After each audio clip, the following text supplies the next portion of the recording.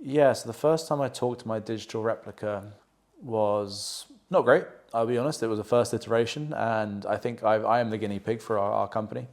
My replica, we call him DanBot for obvious reasons. And yeah, V1 of DanBot was very, very basic. It didn't work very well. It was super early on. We were just testing out some different ideas, and you're learning how and which information to put in, and also how the back end gets built to actually absorb that information and respond in the way. The more interesting part is you don't know what people are going to ask.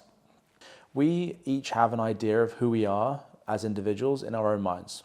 We think that we are unique, and we think we are a certain way.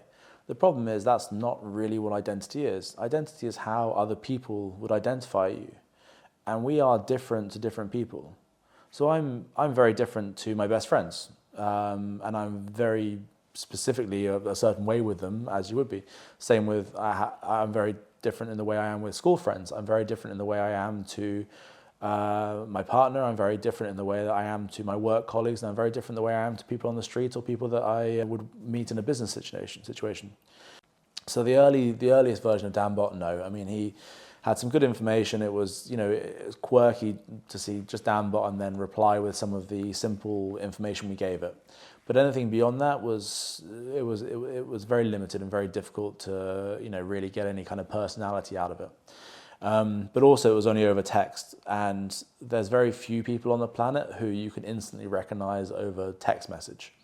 Someone like Donald Trump would be a great example, instantly recognizable over a text message. All caps and misspellings and just generally angry. After that, there's very few identifiers in a person that you would identify over text. It's very hard to find that kind of uniqueness.